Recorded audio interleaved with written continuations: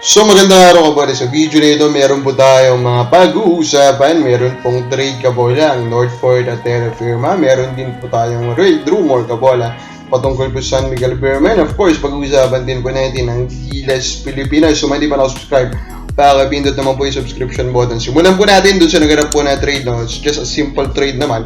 Brent Paraiso po ng Northport. Sinayin po nila sa Terra Firma. Kapalit po yung 2026 second po ng Terra Firma chip kabole. So, for this one, clearly, sinong panalo? You can just look at the numbers po of Brent Paraiso in his rookie season. 3.9 points, 32% shooting from the field, 1.5 assists, 1.5 rebounds, 14.3 minutes per game. So, clearly, the winner of the trade is Northport, diba kabola? I'm not sure why Terra Firma is giving up a precious second rounder. Of course, Terra Firma yan, diba? So, expectation dyan, where we can expect it to be a top 3 second round pick. So, di ba, bakit nila i-give up yun for a Brent Paraiso, kabole? Eh, madami pa nga eh, kabole, kung titignan mo mabuti. Like CJ Payawal, who was available in the third round, kabole. Di ba? Bakit ka mag-give up a second round pick just to get a Paraiso? No disrespect, of course, to Paraiso, kabole. Di ba? He's a very good basketball player, pero I think it's not worth it, kabole. Now, dito muna tayo sa comments po ng mga fans, no? So, isa po ito, dun sa ating pong draft grades. Iniiwasan, bakit malakas ba ang Nelly? Na yan, Banunga San Beda yan eh. Mukhang iba po yung napanood nyo, ano po? Evan Nelly was good in San Beda. Sabi naman ni Mighty Brothers, Evan Nelly has a limited offensive skills eh. Mayor on playmaking lang. Kaya hindi talaga siya makakuha sa first round. Again, he showed leadership, kabola. Yes, I did. So, na yung scoring ability niya, especially po the touch, is not really there yet, kabona. Pero, I think he is worthy of first round selection. Pero, yun nga, hindi po siya na-selectan.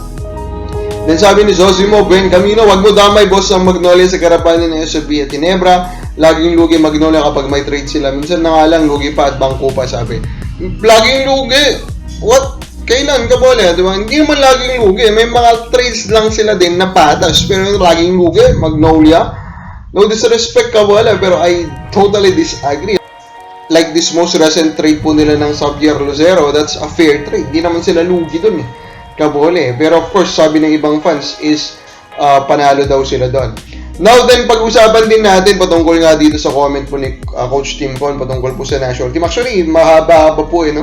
Yung mga napagkwentuhan niya dito. One thing is, of course, in-emphasize niya yung size, kabola. Kaya naman dahil kinonsider nila si Justin Arana, kabola, na makuha po or bigyan ng opportunity for Gilas, hindi rin nila tinuloy. Kasi nga, Arana is basically 6'6". And alam naman kasi ni Coach Tim Con na ang kailangan talaga po sa world stage is minimum siguro na big man is 6'9". And unfortunately for Arana, he's not athletic enough to play the 3 position, kabola. Even in the PBA, no? Hindi po siya ganun ka-athletic. So with that, for me, of course, I do agree with the decision po of Coach Tim Con here, no? Arana is a very good player, especially in the PBA, pero because of the size problem, kabola, and because of the system na din, kabola, na gustong laruin ni Coach Tim Con, I do agree with him na baka nga hindi po time muna ni Arana to get a chance dito po sa ating national team. Now, we have this rumor, kabola, no? Actually, ito medyo luma na, no? Will Navarro, kabola, with the possibility, kabola, na siya po pumunta sa Miguel Beerman. So, pinost nga ito ni Snowbando, so implying that it will be a trade of Lassiter and Teng for Will Navarro, kabola. So, for me, is it logical for San Miguel na i-target po si Navarro? Yes, kasi if you look at their lineup, meron lang po silang isang forward that will be Don Troliano. So, they can, or they should add another one that will be Navarro, kabola. Now, is Lassiter plus Teng that bad of package for William Navarro? A lot of fans will say yes agad-agad kasi nga may hype na rin yung Navarro because of his performance yung rookie season niya. Pero just to mind you, kabola, ano po, he really struggled sa kanya pong sophomore season, kabola. Nag-struggle po talaga siya dito. 9.2 points at 35% shooting, that's very bad, ano po, kabola. Although 7 pa yung 5 rebounds, kabola, he averaged 1.8 turnovers over 1.5 assists. So for me, nag-struggle talaga siya sa sophomore niyan. He is an injury prone din. So for me, Teng Lassiter, kabola, kailangan mo pag-isipan mabuti kung talagang talo ba dito. Ito pong Northport. Kapag abala sa palagay mo, sino talong, ganun po yung trade. Comment lang po sa baba.